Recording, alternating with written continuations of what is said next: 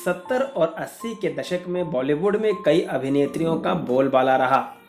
इनमें एक्ट्रेस लीना चंदावरकर का नाम भी शामिल है। लीना ने कई फिल्मों में काम किया, लेकिन पर्सनल लाइफ की ट्रेजेडी की वजह से वो अपने करियर पर बहुत ज़्यादा फोकस नहीं कर पाईं और नतीजतन वो गुमनाम रह गईं।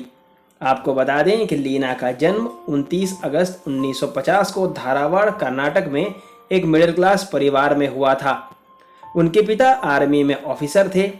लीना को बचपन से फिल्मों का शौक था और यही शौक उन्हें बॉलीवुड की ओर खींच लाया।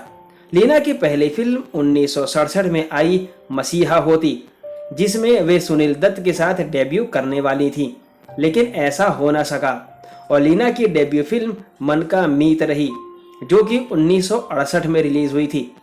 कुछ फिल्मों में काम करने के बाद ही लीना की गोवा के नामचीन पॉलिटिकल फैमिली से ताल्लुक रखने वाले सिद्धार्थ बंदोड़कर से शादी हो गई।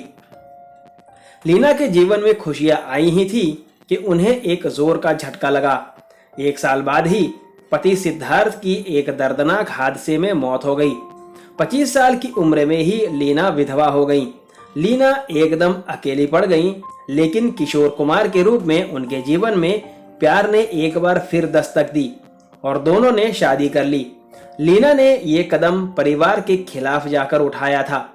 परिवार नहीं चाहता था कि लीना किशोरदा से शादी करें, क्योंकि वो पहले ही 3 शादी कर चुके थे और उम्र में भी लीना से काफी बड़े थे। लीना ने किसी की भी बात नहीं मानी और किशोरदा की चौथी पत्नी बन गई।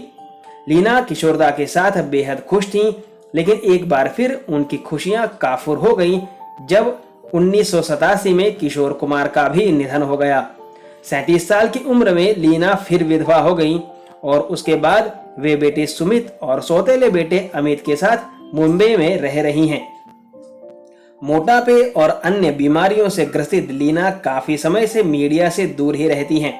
हालांकि उनका ख्याल उनके दोनों बेटे अच्छे से रखते हैं, फिर भी वे अब मीडिया से रूबरू कम ही होना पसंद करती हैं। पैसों की दिक्कत कम ही है, इसलिए जीवन यापन अच्छे से हो रहा है।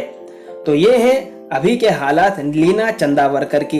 वीडियो पसंद आने पर लाइक जरूर करें और लीना चंदावरकर की कौन सी फिल्म आपकी पसंदीदा रही है ये बताना ना भूलें।